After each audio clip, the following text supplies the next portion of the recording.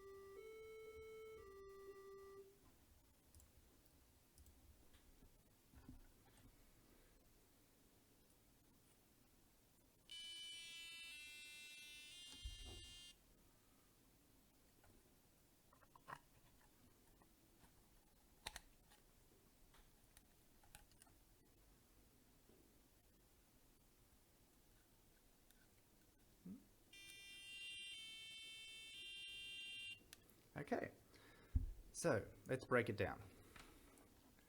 So on here, we've got the code to play melody on button A pressed. As we've done in previous videos, we could choose A, B, or even A and B pushed at the same time for that event to play the melody. And P0 pressed to play the melody on that. Now again, we've got P0, P1 and P2 events that we could create in addition to this one, and have the those events or three different buttons activate different parts of our code. Okay, so we'll go through and we'll quickly create it again. So on a button pressed, so this is our event loop. We're going to use play melody, pull that out, place it in there. We've got all the different tones we can use all the way down here.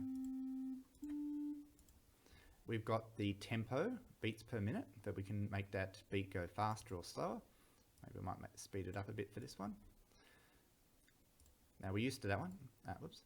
And now we're going to do on pin 0, and we're going to have the melody play.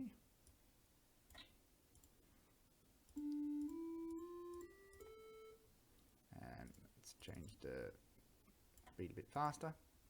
Okay, so we've got two code blocks listening to two events, the button A pressed and the pin 0 pressed. We can run our simulator here. So you notice now it shows these wires up. This wasn't part of any other simulator until we looked at the P0 event. So now it's connected up some wires for us. So we've got the standard button A, and we can make P0 go low by clicking on each of those. So nothing happens on that, nothing happens on that, because we don't have any code attached to those events.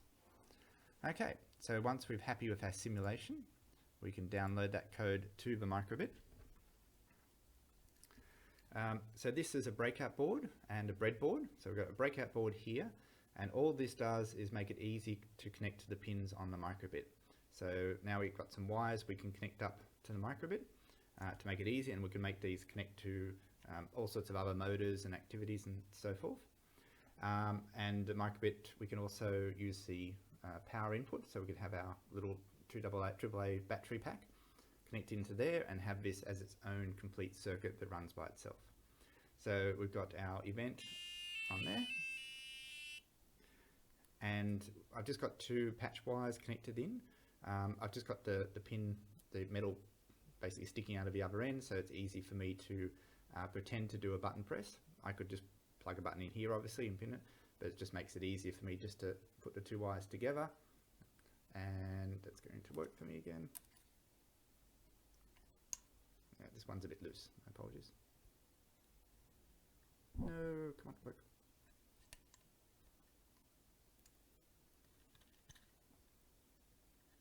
I'm doing something else. There we are. Okay. Okay, I need to put a proper button on there, it looks like. Anyway, so that's our breadboard that we can do a whole bunch of stuff in there, and our breakout board that we can very easily connect up the wires to that, but use wires with better connections than what I had there. Okay, so that's how we can make a doorbell or door chime. So this could be our doorbell. We could connect those two pins up to the doorbell button on our door. We could obviously power source it, and then we can play a melody when someone pushes that. We could have then lights display, and we could use the radio in there to connect up to another microbit, to have other microbits make sounds throughout the house when the doorbell is pushed. There is lots and lots and lots of cool options we can do with a microbit. But anyway, that's our first input test for how to use the microbit P0 to say P1, 2 and 3 events, and how to use the breadboard and breakout kits. Enjoy!